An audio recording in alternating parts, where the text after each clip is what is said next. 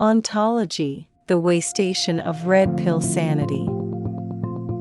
Written by William Leo. Translated by Deep L and a Human. Read for you by Eric, Jenny, Mia, and many other bots.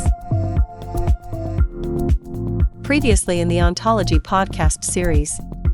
When Ayn Rand cast her vote for FDR, another future big shot emerged from a poultry farm in Wisconsin, who was to become the future Senator Joseph McCarthy. At the same time, Ayn Rand was a wanderer who first found her way to New York and California, with a little bit of achievement and a little bit of money, started to cultivate her social life. Her social circle consisted largely of intellectuals. The way she understood American society was totally different from those of McCarthy, who relied on his experience and instinct. Season 2. Lords and Wanderers. Episode 5. New Deal Era America. Ayn Rand and Joseph McCarthy followed their respective trajectories into New Deal era America. The New Deal was fundamental to America in the most fundamental sense, that is, to the empire of the United States. In pre-New Deal America, the government was essentially non-existent. It was more like Old England of the 19th century, or even before the 18th or 17th century, like the England of the Tudors, in Huntington's words. This was a time when the government was largely non-existent. There were only various self-governing bodies in society, and the statutes and laws were a body of legal precedents established through competition and cooperation between the various self-governing bodies. Such a place simply does not have the conditions for an effective centralization of government, nor the intention of doing so. And the reason why Europeans looked upon America as a paradise, and Tocqueville and others worshipped it, was that in this place the state was invisible, as if society was entirely capable of governing itself, which is also why people like Hegel and Spengler despised America. In their view, the fact that the United States was not a state at all, that it had a society without a state, meant that it was still in the early stages of social development, that only a more primitive society would have a society without a state, and that when it reached a more complex stage of development it was destined to produce a state. This was also the view of Charles de Gaulle, who later argued that the United States could not be considered a country, not only not a country, but even less a country than those places in Latin America that were much weaker and poorer than the United States, because Latin America at least had a European-style government, whereas the United States government was a mere ornament. Such an America could not have played a major role in world history. The key to this significant role lies in two events, the New Deal and the Second World War. Both of these events were the great achievements of Franklin D. Roosevelt. Before him, the United States, we cannot call it the United States, we can only call it the Federation, was more like Switzerland or a United Nations rather than like a country. It would have been more appropriate in medieval Europe than in the modern world, ere the powers competed for supremacy. German generals and most Europeans believed that such a nominal state could exist only because it was so far from Europe and protected by the ocean. It would have survived in Europe in less than an hour before it would have been crushed to pieces by the generals and veteran soldiers of France and Germany.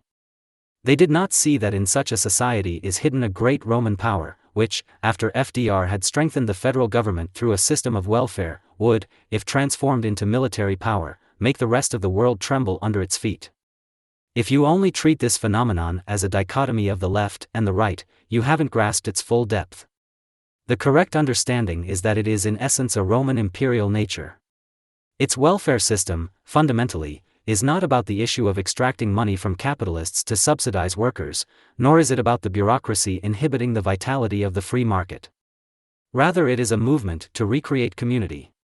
Before the New Deal, there was not a really united country, but rather independent states with the states as the true motherland of its people, and it was only after the transformation of the United States through the hands of FDR that the difference between the United States and the world came to the fore. It was then, in the late World War II and the early 1950s, that American patriotism, that is, the particular patriotism based on the belief that America is inherently different from the world, took off.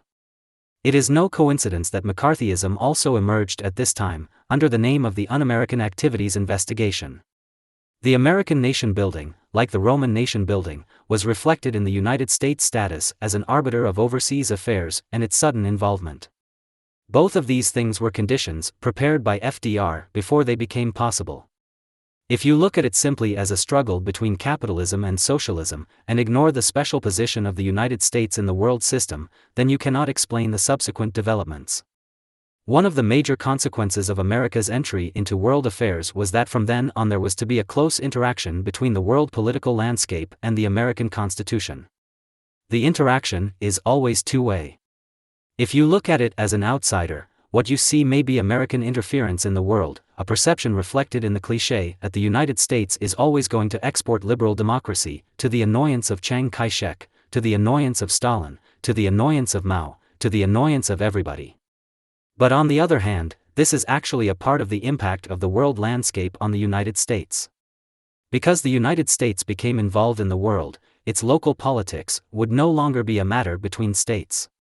The key reason for the failure of President Wilson's attempt to participate in the League of Nations was that the states of the U.S. had to deal with American politics according to the principles of local politics. They were not happy with the feedback and interference that world affairs posed to the domestic rules once the United States was involved in world affairs. But after World War II, this would inevitably arise. World War II required a united front, to unite all forces opposed to Germany and Japan, and so the Anti-Fascist United Front was created. The Anti-Fascist United Front was to have a corresponding impact on the domestic landscape of the United States.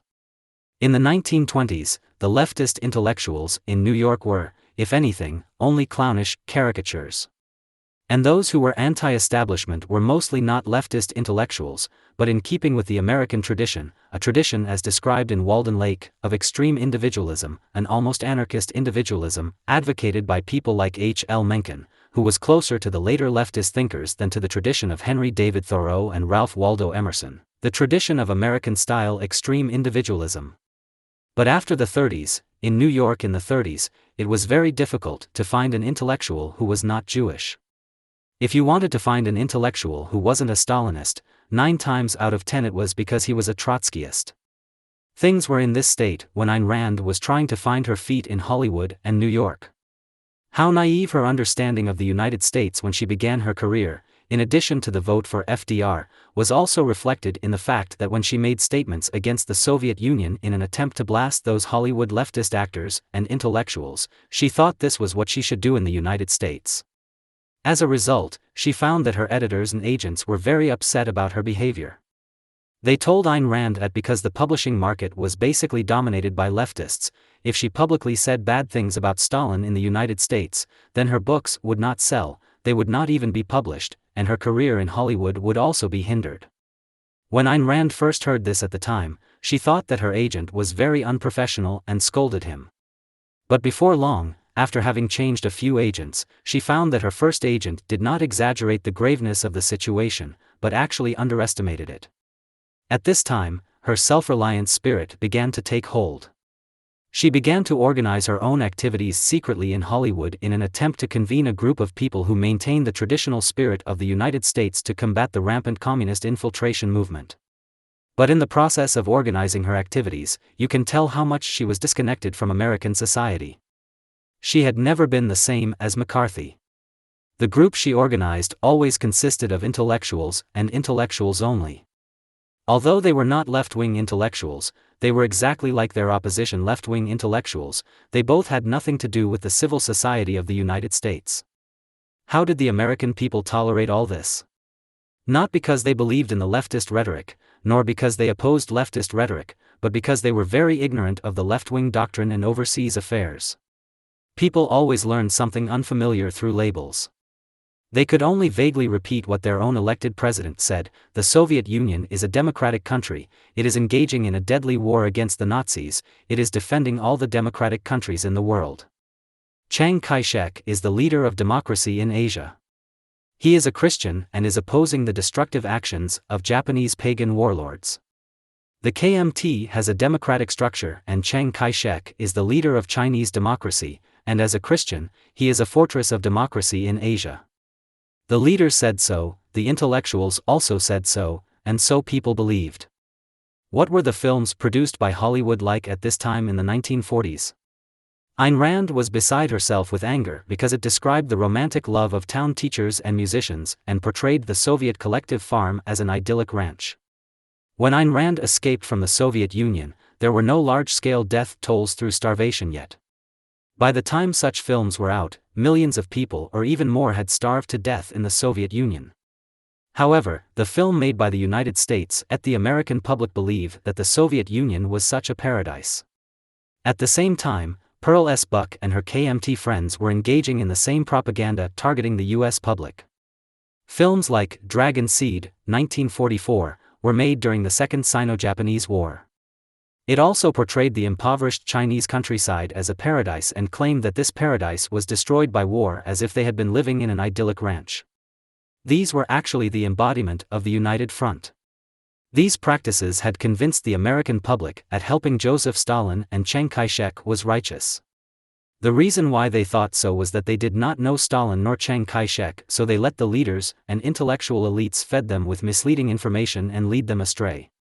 After the war, in Asia, the corruption and dictatorship of the national government of China suddenly exposed. Meanwhile, in Europe, Stalin despised the treaty, enslaved and oppressed the Eastern European countries, and tore up the agreements he had made with the powers after Tehran Conference. Because those behaviors were suddenly exposed, the American public felt deceived and was bewildered. At this time, the politicians and intellectuals who had deceived them suddenly disappeared from history like a balloon that had been punctured. Henry A. Wallace had been a hopeful successor to President Roosevelt, but in a few years, he could only get 2 million votes in his home base in New York. The well-known New York intellectuals in World War II quickly became the role that everybody wanted to beat up in less than 5 years. At this time, the United States entered the era of McCarthy, with figures such as Ayn Rand and McCarthy entering the stage at the same time. Thank you for listening. This is a podcast series produced by Luminous Society. Luminous Society provides you with an alternative historical narrative.